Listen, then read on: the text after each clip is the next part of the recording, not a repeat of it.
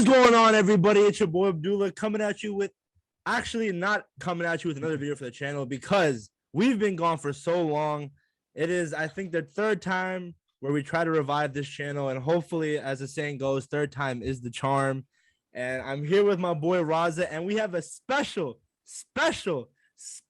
guest, the Thomas Hampton Merriam. Thomas, how you doing today, buddy? I'm fine. How are you? I'm doing great. Raza, how are you, man? Bro, I'm doing good, bro. Excited for the revival of the channel. You know what I'm saying? Yeah, hopefully this time it's for good, and it will be for good. But before we get into the the NBA rather, because this offseason just started, let's just talk about where we've been. Obviously, a business major, a business IT major, when now it's called cybersecurity management analytics. I've been pretty busy.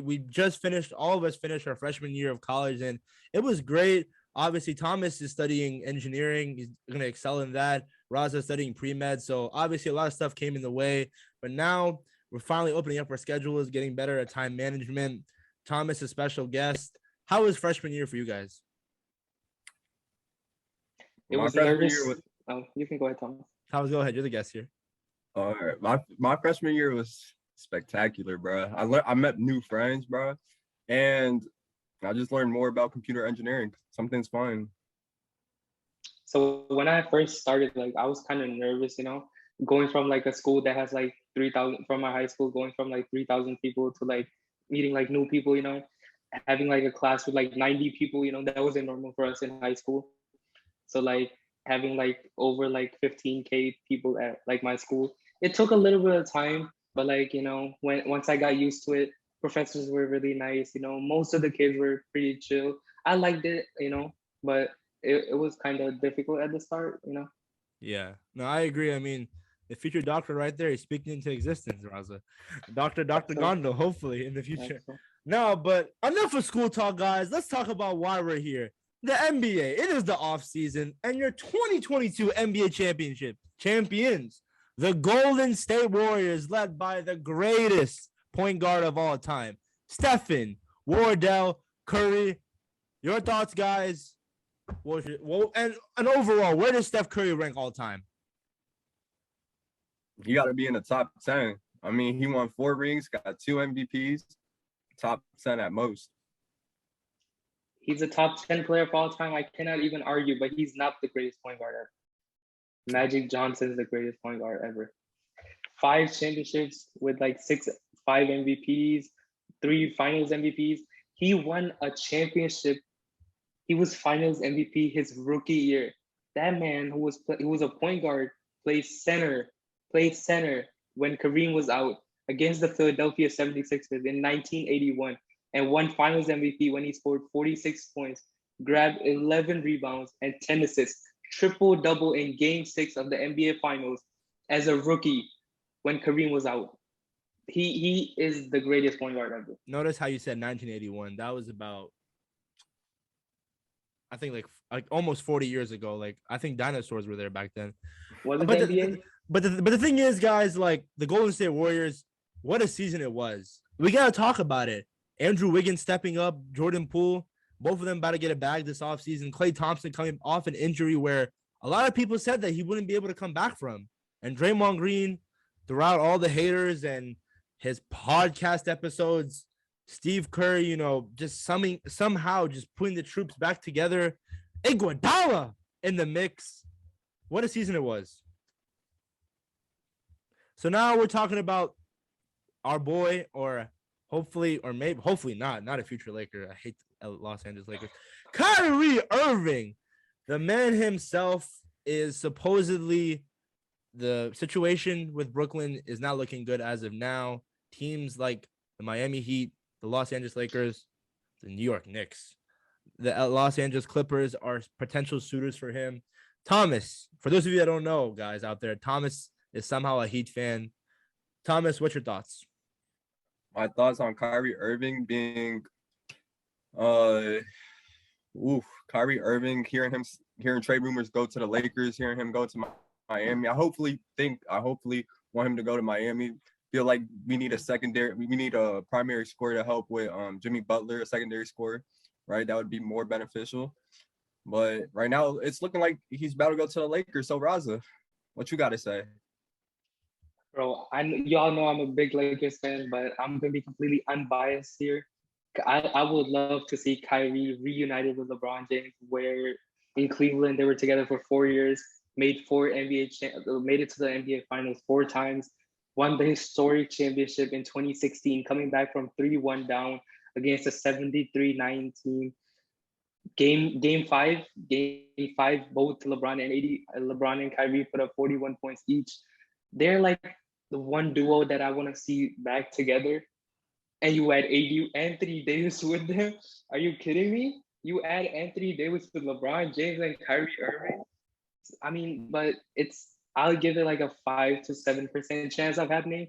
But I would obviously love to see it.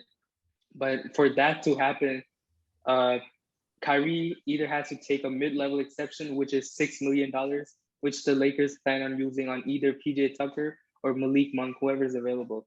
But if Kyrie wants to come, we'll take Kyrie over anyone. But the other scenario is that he opts in. He has till June 29th, so till next Thursday, he can opt into his 1-year deal, which is worth $36.1 million.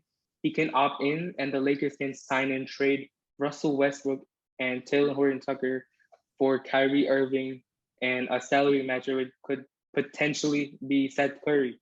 So that's like a dream come true. I would love to see Kyrie Irving is like one of the most talented players ever. Anthony Davis too, and LeBron is LeBron. Who wouldn't want to see that? Even you two, you're not even Laker fans, but I bet you all want to see that. All right. Well, with that being said, from the Lakers fans, his unbiased take. Let's be honest, guys. An aging LeBron James is gonna have to take a migraine every night. I mean, he's going to have migraines every night because when you have a guy like Anthony day-to-day Davis who can't stay on the court, Kyrie Irving, who is just always on the news, he is literally the name on every media like topic of every day in the basketball world. It's not his fault. Obviously, he gets portrayed as this crazy guy who doesn't know what he's talking about, doesn't know how to speak. It's just all that stuff in LA. It could be troubling, but if it turns out for the better and LeBron is, advocating that parental role. I don't know. It's going to be interesting to see, but we talk about Kyrie Irving. If Kyrie Irving leaves, that leaves Kevin Durant in an interesting situation. Thomas, let me get your answer on this. Okay. So there's been a history of Kevin Durant leaving teams, right? OKC to go to the Warriors. That could possibly be a high interest in KD leaving another team and possibly joining another team that probably needs like a super team or something. Probably could lead to another super team, in my opinion. A team like the Wizards? A team like the Wizards? No, I'm just. I don't know. Can y'all pay him a lot? Go ahead, Raza. Go ahead. I think this offseason is one of the most important off seasons in Brooklyn Nets history, if not the most. So imagine this. You get KD and Kyrie to win a championship. You add KD and Kyrie are like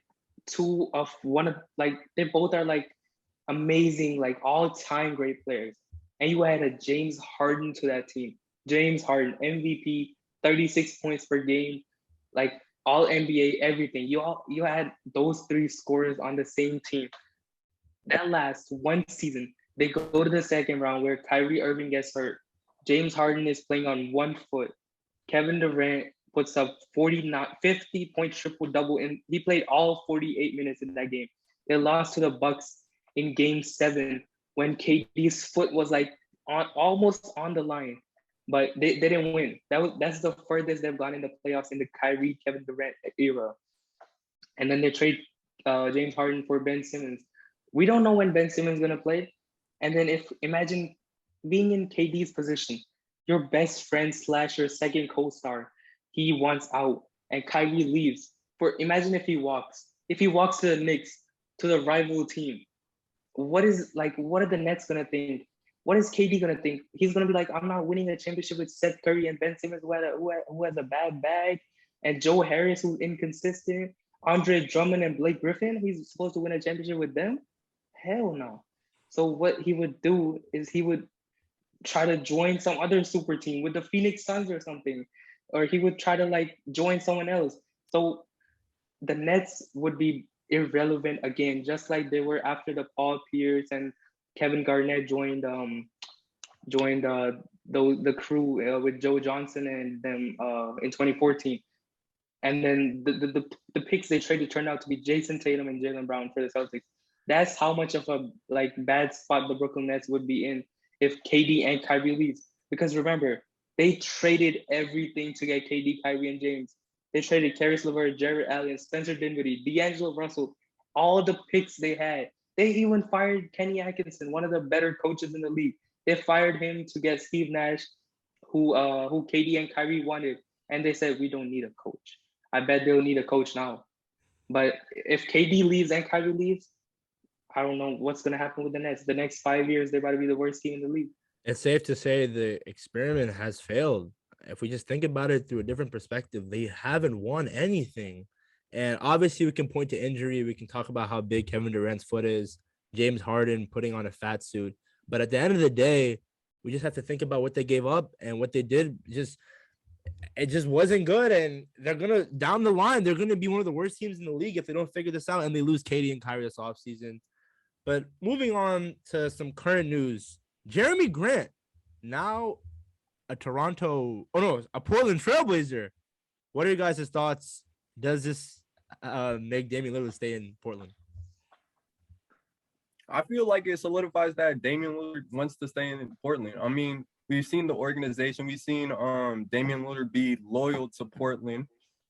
Bringing in Jerami Grant, a defensive player, and also a two-way player, right? He's very versatile. He could play defense. He could play offense. That could help Damian Lillard out. He could be the second option on the Portland Trailblazers. So that might be the case for Damian Lillard to stay. Just like Thomas, I would just want to add to that. I love this trade for the Blazers. They gave up a 2025 first round pick to get Jerami Grant from the Detroit Pistons, who are not going anywhere. They were like the 15th seed, so they're not going anywhere. So Jerami Grant, when the Dame and CJ era was going on, they never had a wing player that could defend, make shots, guard the other team's best players, guard the likes of KD and Steph and Clay when they were playing them. They had bad players. They had like Al-Farouq Aminu and those players. They never had a Jerami Grant. Jerami Grant is like a borderline all-star type of player. He's like damn near like the best 3-and-D guy in the NBA. He gives them scoring. He can guard 1 through 4. And Jerami Grant is like all-around player. And if they can draft well with the 7th pick, they can get the sharp guy from Florida. And they're interested in OG Anunoby. We're gonna get into that later. I think Dame is definitely staying. They would have never made the trade if Dame was not staying there. Mm-hmm. Yeah, Damian Lillard and Bradley Beal, people of loyalty, as the people out there would like to say. But moving on to what Raza said, a new segment on the channel, The Gossip. Raza, take it away. Yeah, guys. So from today, we're starting a new thing on our show called The Gossip, a new segment called The Gossip. So here, we're going to be discussing all the rumors that are going around in the NBA, all the trades, all the draft is tomorrow, all those things, coaches getting fired and hired, and everything going around the NBA. So let's start with this, Abdullah and Thomas. The Portland Trailblazers are in pursuit of OG Anunoby or Chris Haynes. What you guys' thoughts about that? OG Anunoby to the Portland Trailblazers. Again, does that make them title contenders? Absolutely not. Does it make them better? I mean, you could say that. You have Damian Lillard, you have Anthony Simons, who's young and excelling. You now have Jerami Grant. I think Yusuf Nurkic, he's still solid. At the end of the day, does it make the Portland Trailblazers a contender? No, it makes them better, but it's just meh. If they do, so what could happen out of it? Yeah, I agree with Abdullah. I feel as though it will make the Portland Trailblazers better, but I just feel like OG should stay in Toronto. I feel like he has a solidified spot in Toronto because with Kawhi leaving and with Kyle leaving to Miami, I feel like he got a bigger and better role at Toronto. I agree with you guys. It's not gonna push them above like the likes of Phoenix, Golden State, and those, but they're gonna be more competitive because they never had a wing. Just like as I said with the Jeremy Grant trade, they never had a wing. OG Anunoby is young, man. He's like 24, 25. He's really young, so like he can get better with like they have Nasir Little who's pretty good. Anthony Simons is a restricted free agent, so they have to match whatever basically. So they're building for the future. If they get OG, they're building for the future with Anthony, Nasir Little, and OG Anunoby, while for competing not for a championship, but like a Western Conference Finals type. They have Dame, they have Jeremy Grant, Nurkic. I don't know if he's gonna be back, but it doesn't guarantee them anything. But it makes them better. So moving on,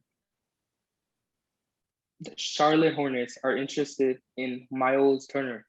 What y'all think about Miles to Charlotte? Thomas, you can start with this one. Miles Turner to the Charlotte Hornets. I mean, they do need a big man.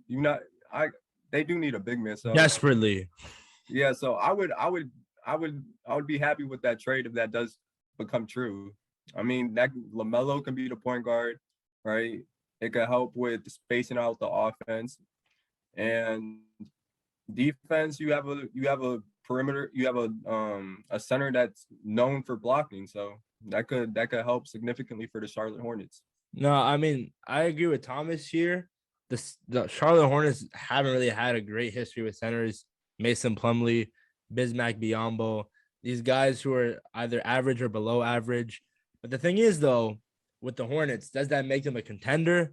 Again, no, it's not a crazy thing. Obviously, it makes them better in the East when you have LaMelo Ball, Miles Bridges, who's a big fan of Pink Lemonade for some reason. And Gordon, I want to see what they do with Gordon Hayward. That's going to be interesting. If they shop him around, it is draft time. What are they going to do with him? Terry Rozier. Obviously, Miles Turner can defend the paint, and they'll be better. But the one thing that we got to talk about the Hornets in general is their second half collapse last year. Was that because of not having a great center? We'll see if they get someone in the draft or if they eventually go after Miles Turner. I agree with you guys. They never had a solid center other than Montrezl Harrell for like the last part of the season. Yeah, but now he's in jail, so we'll talk about that later. But I love this trade for the Hornets because Miles Turner is like a center everyone would like to have. He's only 25. He led the league in shot blocks last year. He's always top 3 in shot blocks. Yeah. He's like 35% from 3. What like he's like a prototypical like big that you want to have. A 3-and-D big. How many are there in the NBA? He's like one of the best 3-and-D bigs in the league. Like anyone would love to have him, and he's only 25. And he loved to play with LaMelo. Like LaMelo, if they keep Miles Bridges, that's a lob threat. And a pick and roll with Miles Turner, watch out. The East is in trouble. Moving on. Is there one more gossip? Sorry. Yes, one more. Two more. Let's talk about real quick because Abdullah is a Wizards fan and John Wall picked up his $47 million. I gotta take my hat off for that one, bro. John Wall, the finesse of the century. I'll say one thing, guys. The true NBA fans know that at the time he deserved the money because he was a top 3 point guard in 2016, and obviously, hindsight 2020. He finessed everybody for the amount of games that he's playing, the amount of money that he's been getting paid. It's crazy. But John, I still think he has stuff left in the tank. I don't know why he's still in Houston. I really think he should go on a contending team. But that's about it. As we're talking right now, I just got a notification on my phone. The Hawks and the San Antonio Spurs are trying to make a trade between DeJounte Murray and John Collins. John Collins and DeJounte Murray. I love DeJounte Murray. It's draft time. It's draft time. Anything could happen. Yeah. But I want to see you guys. Tomorrow's the draft, guys. Who's going number 1? For me, it's Jabari Smith. I don't know. Jabari, hands down. Yeah. Hands down, Jabari. I looked at a lot of mock drafts. They had Jabari Smith as number 1. So, yeah, the Auburn big is just He's a freak of nature. For me, my top three, obviously after Jabari, I'm gonna have to go with Paulo then Chet. Paulo then Chet. Wow. I'm going Chet with two, bro. Chet too. Okay. And Jaden Ivey four Yeah. Oh man, one thing I want to with see the before we Kings. leave, if the Wizards can somehow trade into the top 5 and get Jaden Ivey, guys, is the next big thing. You heard it here first. I'm not comparing him to John Morant or those other crazy athletic point guards out there, but his ceiling is through the roof. One more rumor, Abdullah, before you move on. The Detroit Pistons are interested in star big man DeAndre Ayton. I mean, I wouldn't be surprised to throw a bag at him, Thomas. What do you think? I mean, we've heard. I mean, during the playoffs, we've seen DeAndre Ayton not play up to the expectations that his coach and teammates have set for him. So, like, DeAndre Ayton to where again, Raza? Detroit Pistons. Detroit Pistons. I mean, that could be likely. I mean, that could be very, very highly likely. Yeah, I completely agree with you guys. He's a restricted free agent. Excuse me. And we saw what happened with the Phoenix Suns. They lost in the Game 7 against Dallas and Luka, and he got benched the second half. And then when Monty Williams was asked why didn't he play, he said it was an internal matter. So does that mean that DeAndre Ayton might leave and Detroit has a bag? They have nothing to lose. They have a young team with like the most cap space in the NBA. So why not, man? DeAndre is what, 23? He was in the Luka draft, so he's like 23. By the way, he got picked over Luka, and he's already about to be on his second team. We're gonna get into that later, but Pistons have nothing else to lose, so why not? No, I agree. That is very interesting. But that's for the gossip, guys. Thank you guys for tuning into that news segment, and thanks again, Roger, for taking the lead on that. Yep. But that's pretty much it, guys. We are finally back for the third time, and this will be the last time. We want to thank Thomas for being on here. Thomas, before we go, can you please plug in any social media platforms that you have? Mine. I don't use social media like that, but I'll plug in my Instagram. It's Thomas with 2 S's at the end and then a 0.h. All right. Before we're out, make sure to like, comment, subscribe for more Brown Boy Sports content as we talk about the NFL and NBA. Fire content all throughout YouTube, and we will pump it out there. We are back. And before we go, Raza, do you want to say anything? Nah, guys, just we're actually back this time, and we're on this grind this summer, and we're gonna keep going and keep motivating us, and we're back. Yeah, we're back. Thanks again, Thomas, and we're out. Peace. Peace. Peace.